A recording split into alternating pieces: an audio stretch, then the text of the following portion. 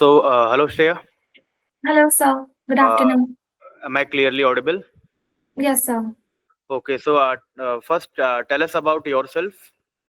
So my name is Shreya Mishra. I was born in Malda, which is a district in West Bengal, and I have been living in Kolkata currently.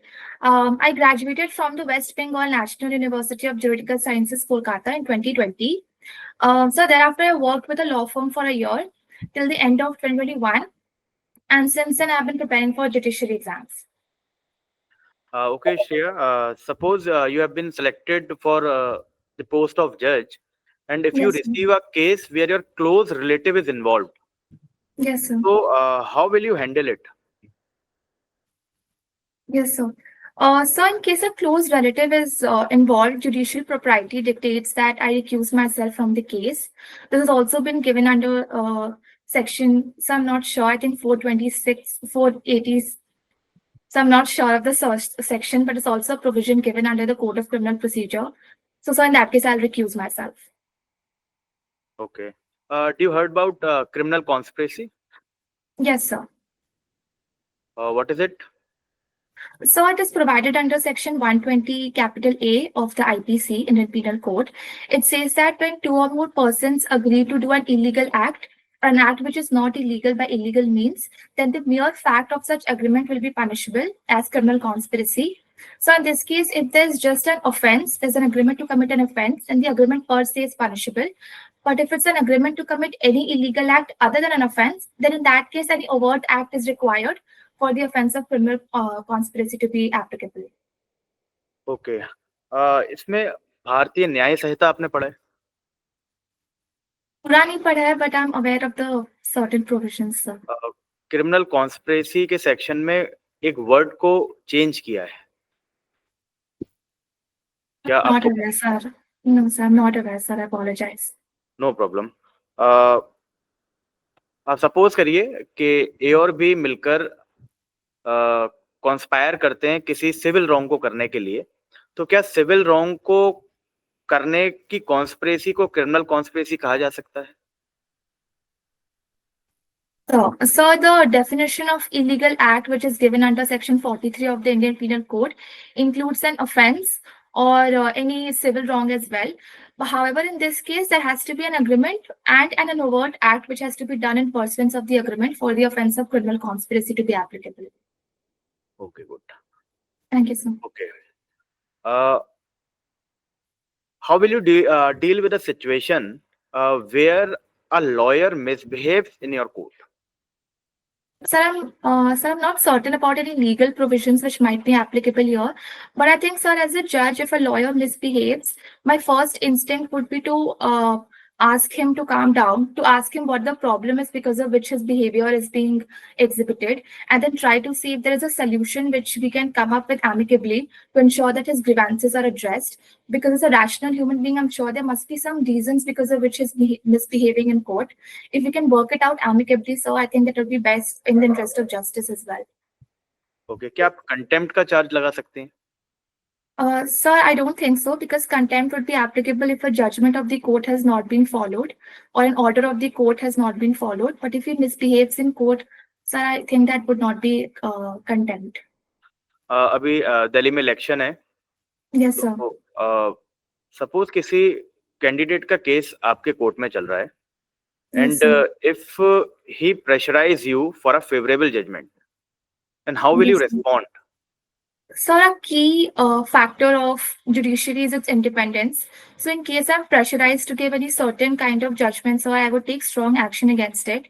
I would so maybe impose a penalty on him, maybe quash the proceedings in case I'm being pressurized. So I think this would be my possible remedies. So I'm not certain what other steps I could be taken in this case. Okay. My last question. Yes, sir. Define fact and issue and relevant fact with help of an example. मतलब example की मदद से आपको fact and issue और relevant fact को समझाना है, definition नहीं बतानी। Okay, sir. So, in case A murders B, the fact and issue would be whether he had the intention to murder B, whether his act has caused the murder of B, that is whether there was causation, and third would be Sir, I think this is it. This is the factual issue, whether he had the intention to murder B and whether his act had caused the death of B. And so relevant facts would be whether there was any motive behind his act, whether, what was his subsequent conduct, whether he ran away from the scene of crime, whether he concealed the weapon, that would be subsequent conduct. So that would be another relevant fact. In case, sir, he gave a confession to another person who is his known person, then that would be an extrajudicial confession. That can also be a relevant fact. So this is the difference between fact and issue and relevant. Okay, Okay. good. Thank you, sir. You have done your BLLB in year 2015 and to 2025 years from West Bengal National University of Juridical Science, Kolkata. Yes, sir. Can you explain what is this juridical science is? I'm not certain, sir. I don't think so. There is a fixed meaning about this term, sir. Okay. Basically, it generally means the law of the study of law with all the subjects. Okay. Okay, sir. Thank you, sir. So one question from which subject you like the most in your BLLB? So during my college years, also I preferred Indian Evidence Act, and ever since I started preparing for judiciary, my inclination towards it has grown. So, Indian Evidence Act and also Specific Relief Act. Okay. Indian Evidence Act and Specific Relief Act. Okay. Yes, sir. So just tell me, what is section number 10 of Indian Evidence Act? Yes, sir. So section 10 states that if there's a prima facie view that a conspiracy has been committed, then anything said, done, or written by any person in reference to the common intention can be a relevant fact. So if we want to give the evidence under section number 10, what is the essential element which is to be used first, and then we can give the evidence under section number 10? So first it has to be proof that, yes, sir. So first it has to be proof that there has to be a prima facie opinion of the court that there was a conspiracy. Only then, sir, anything which was said, done, or written in reference to the common intention after the intention was first entertained by any member can be given as evidence. Okay, good. Thank you, sir. Tell me one thing. Section number 54 talks about the previous conduct of civil cases or criminal cases of Indian Evidence Act. So previous conduct is only relevant in case of criminal offences. So my question is section number 54 of Indian Evidence Act talks about the conduct, previous conducts, yes or no? Is it related to criminal conduct or it is only related to civil conduct? So can I take a second to think about it? Yeah. So section 54 says that the previous conduct, so in case of criminal cases, it would be relevant. Previous conduct. So I think it's about previous character evidence and not previous conduct, sir. Good. It's the previous character. Yes, sir. Okay. Tell me, do you know the process of impeachment, where it is written? Process of impeachment. So it's given under Article 124 of the Indian Constitution, but I'm not certain about the provisions. 124 of Indian Constitution talks about Supreme. So then I'm not certain, sir. I apologize. What is basically the process of impeachment? And it is related to which dignitary in Indian Constitution? So impeachment can be of the president as well as the judges of the Supreme Court and the High Court. For the judges, so it is on the grounds of proved misbehavior and incapacity. There is a detailed procedure which has been given to ensure the independence of the judiciary, whereby first a motion of 14 days has to be given. And so then after that, the process is initiated. So, but sir, I'm not certain about the entire process, so I apologize.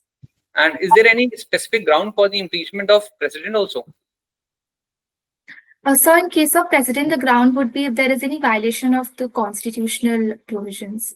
Is this ground expressly mentioned in any of the articles of the Indian Constitution? Sir, I'm not certain, but I think it is. Okay. No, it is not. It is just given the violation. The impeachment process of president can be only on the ground of violation of Constitution and nothing else. Okay. And then my last question is, Yes.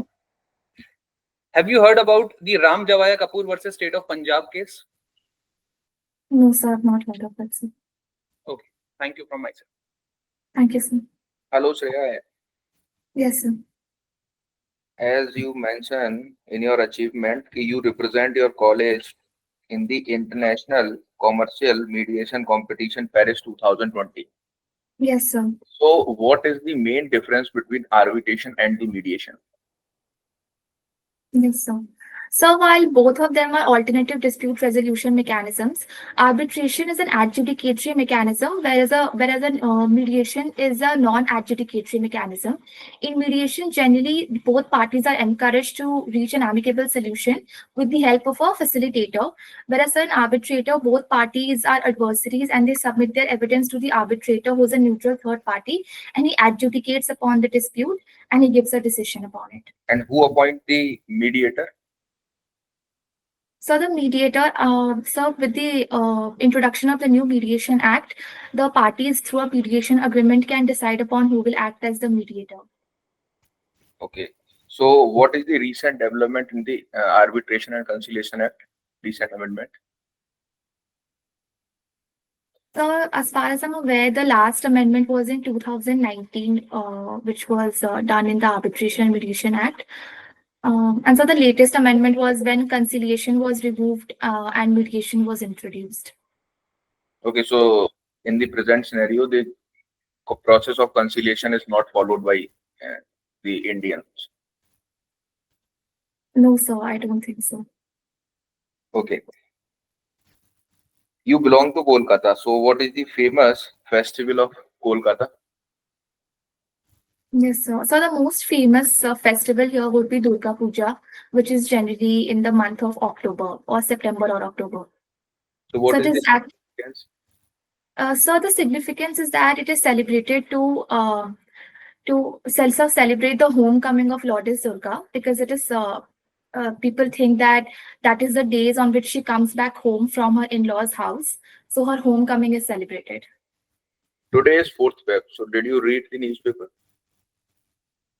No, sir, today's paper I've not read. Okay, So. 4th Feb is famous for which day?